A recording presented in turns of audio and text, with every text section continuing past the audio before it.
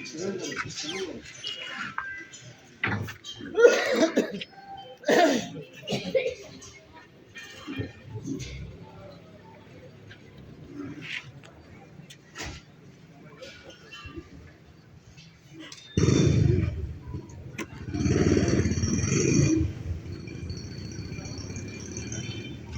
परिषद आणि पंचायत समितीच्या सार्वत्रिक निवडणूक 2026च्या महाविकास आघाडी आणि काँग्रेस पक्षाच्या उमेदवारांचा प्रचार शुभारंभाच्या निमित्तानं आज भोसेनगरीमध्ये ज्यांचं आत्ताच आगमन झालं ते तुमच्या आमच्या सर्वांचे लोकप्रिय खासदार माननीय विशालदादा पाटील, त्यांच्याबरोबर आलेले तालुका काँग्रेसचे अध्यक्ष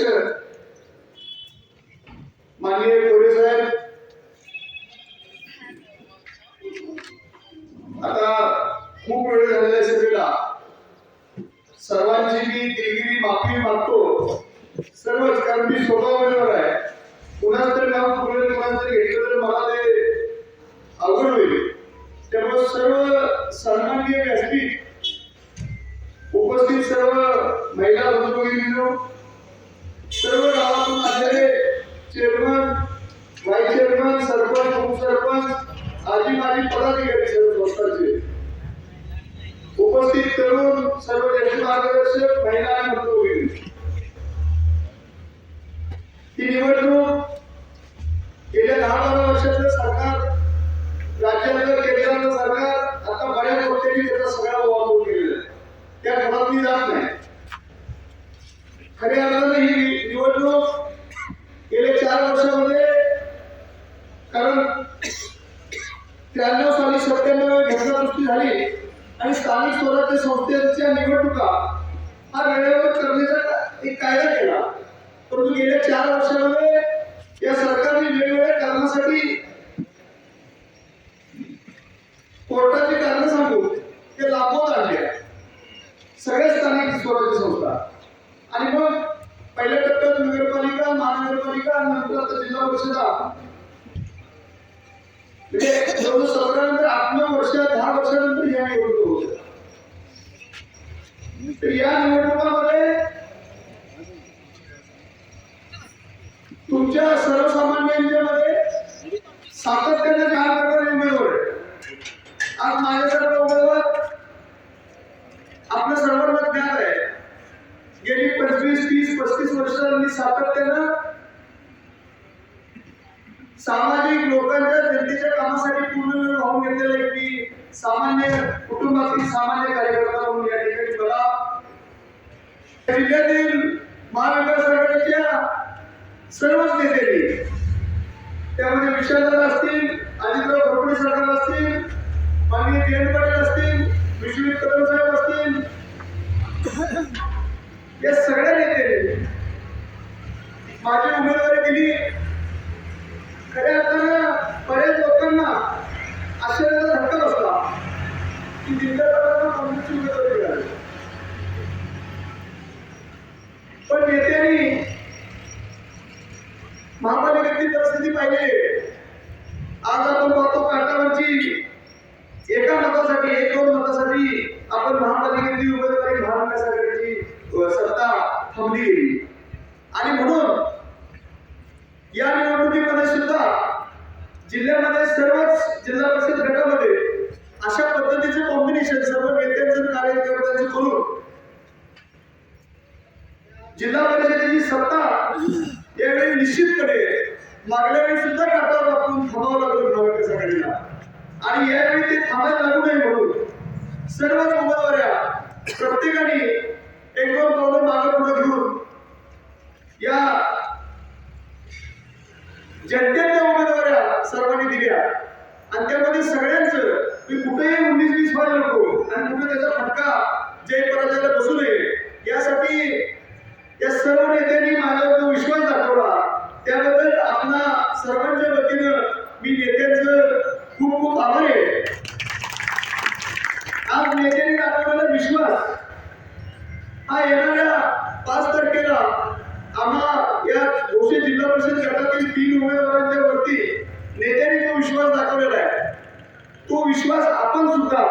येणाऱ्या 5 तारखेला आमच्या हाताच्या चिन्हासमोरील बटन दाबून आमच्यावरती व्यक्त करावा अशी मी आपल्या सर्वांना आपलं जे अनुभव मत आहे,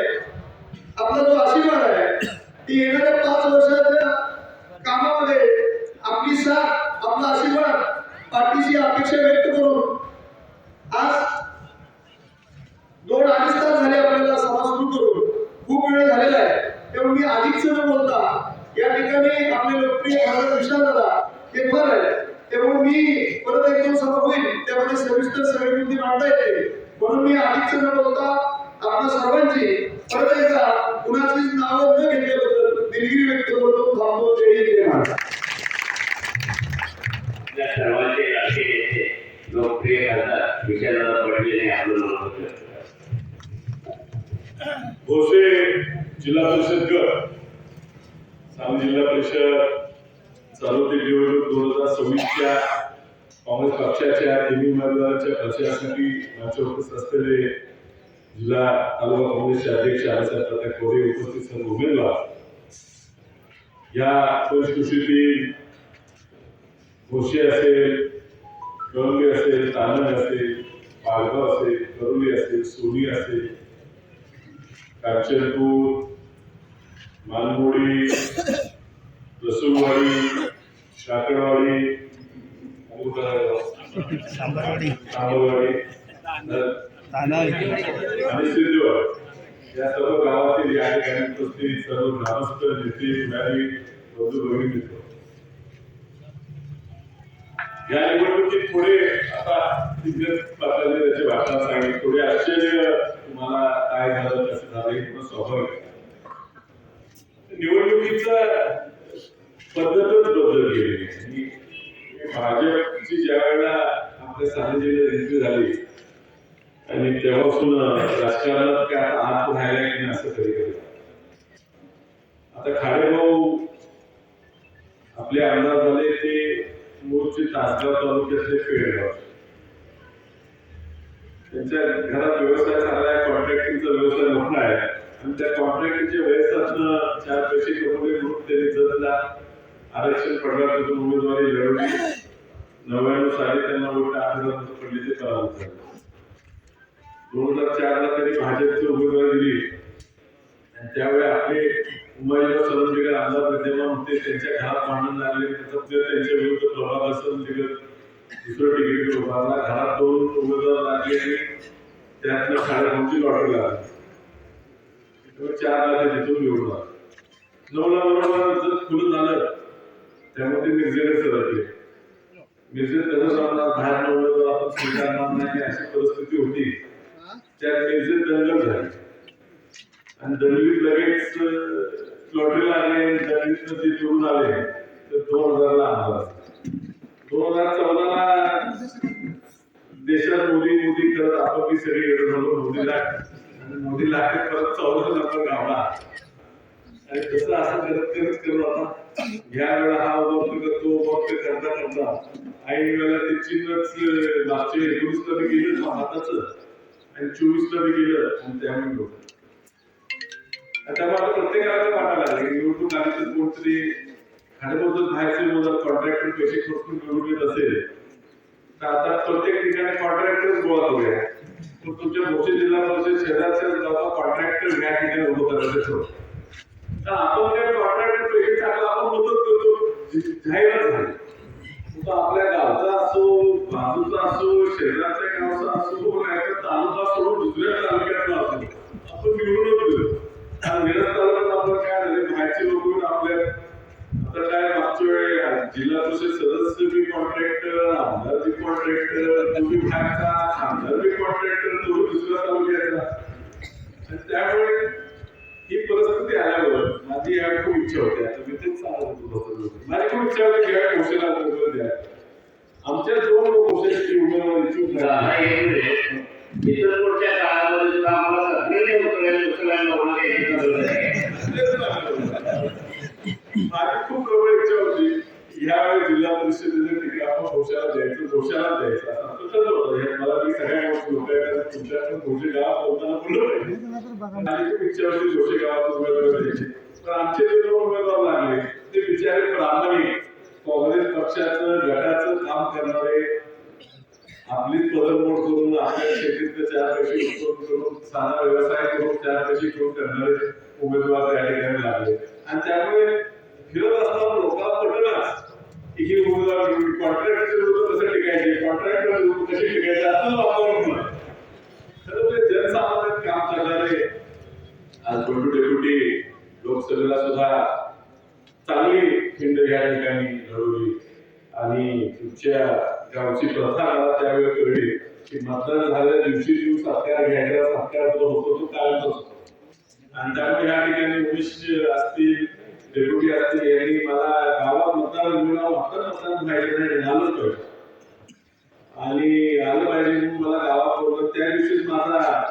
फटका गुंडाळून फटाके फोडून जाहीरच सोडून टाकला खासदार म्हणून शासकडे निवडून आले आणि खरंच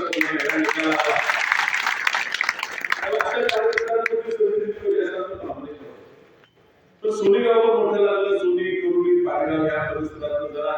दिग्गज पाहण्याने सध्या काळात मार्केट कमिटी सभापती असताना काही लोकांची कामं करून संपर्कात राहिले होते त्या परिसरातून त्यांच्या नावाची चर्चा होऊ लागली एकत्रित सगळ्यांनी मिळून निर्णय घेतला आणि आपल्या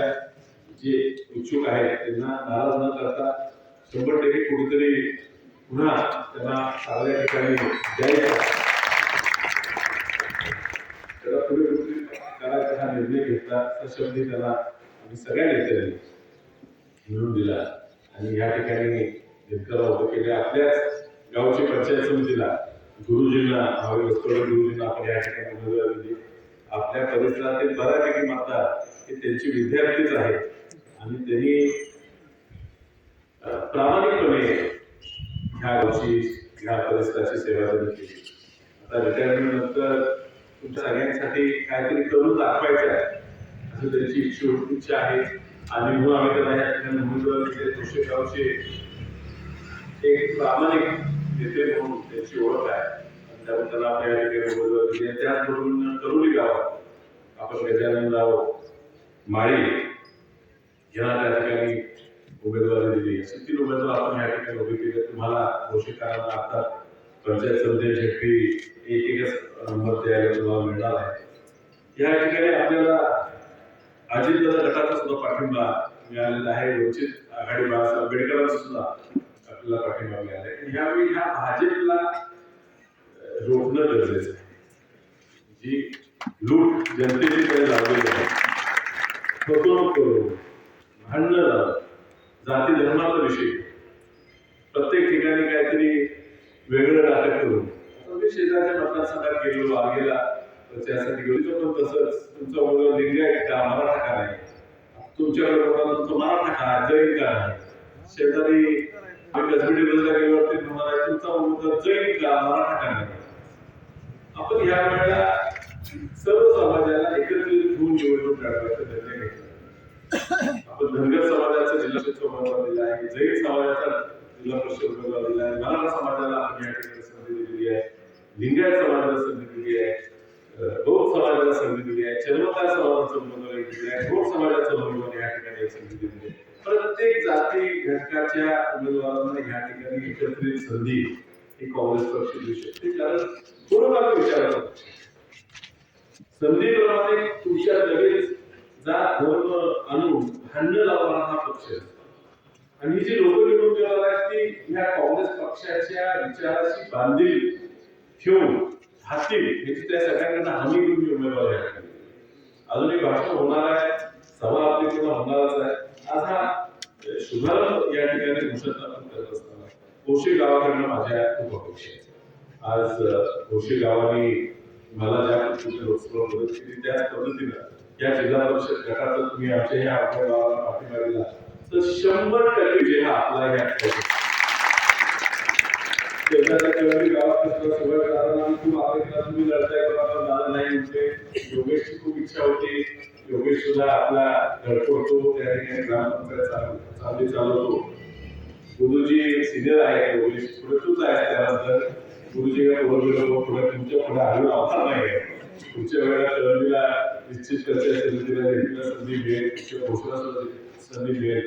चांगल्या लोकांची म्हणजे सगळी आपण नाराज न होता सगळे इच्छुक लोक परत एकाच मंचावर एकामेकाचं काम करताना दिसतात हेच यात दिसून येते की सगळी लोक प्रामाणिकपणे या काँग्रेस पक्षाच्या विचाराशी एकनिष्ठ आहेत आणि ह्या येणाऱ्या निवडणुकीत काँग्रेसला निवडून आणायचं चरण या ठिकाणी लागलं महापालिकेत तुम्ही पाहिलं की आम्ही एकत्र करण्याचा निर्णय घेतला लोक म्हणत होते महापालिका भाजपच निवडून येणार भाजप निवडून येणार तर निकाल लागला आणि 39 झालं बरोबर काटावर एक मिळालं असतं तर आपलं एक त्यांचं आलं त्यांचं एवढं काटावर 39 झालं त्यांनी त्यांचा प्रयत्न चालला होता की ह्याला फोडूया ही 2 फुटतात का 3-4 फुटतात का 30 तारखेला महापौर निवड ठेवली काल करून तर त्याला आमच्यातलं एक धावलं ना उलट त्यांच्यातच फटाफट होते त्यांची 4-5 लोक आपल्याकडे येतात का अशी परिस्थिती झाल्यामुळे निवडणूकच पुढे ढकलली आता सगळे जाब पेटवून 10 तारखेपर्यंत निवडून होणार नाही तुला 10ची आणि 10 महिना 2 महिने दाखवतील त्यांच्यात आता आमच्या 39 लोकांना खूप कळत नाही त्यांचीच 5-6 त्यांच्यात भांडण लागले तर 10 तारखेला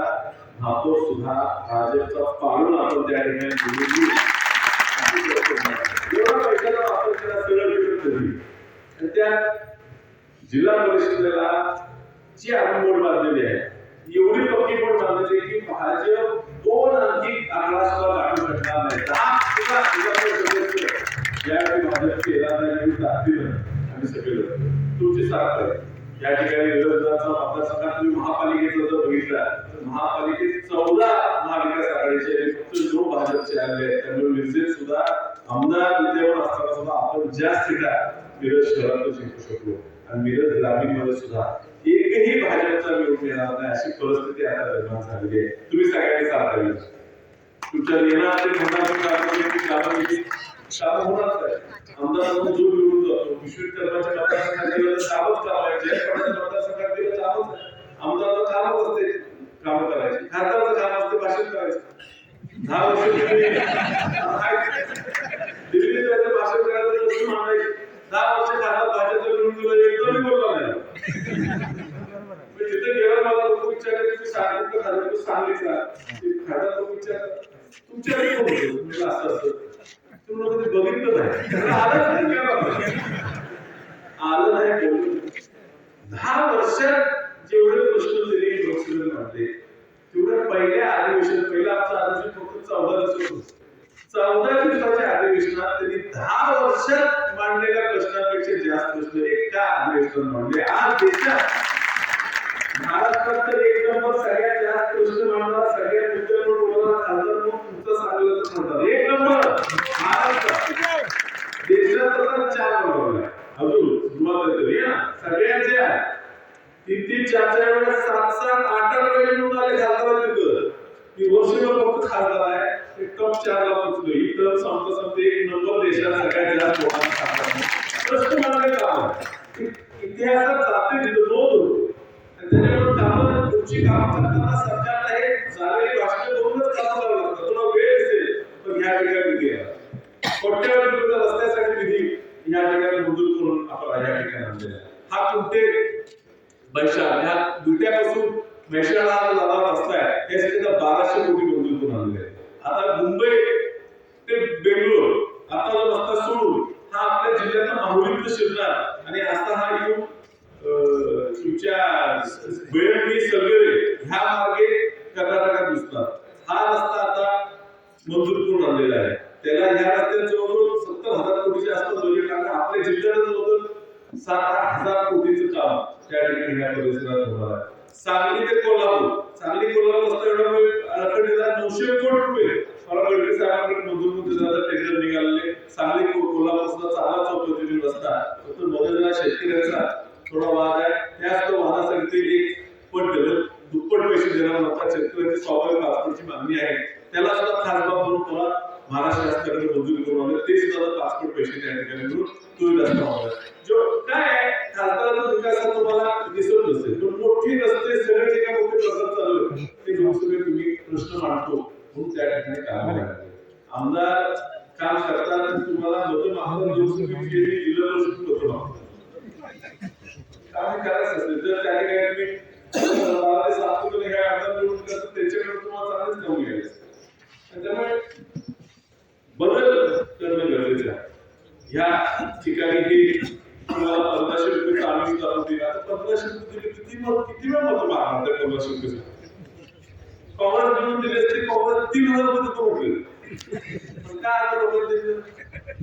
कुठल्या जात आहे काय सांगा कर्नाटकात 1500 रुपये 2 रुपये कुणी चालू केले काँग्रेस तेलंगणा पैसे महिला कुणी चालू केले काँग्रेस आता गुजरातमध्ये एक हाती सत्ता भाजपची आहे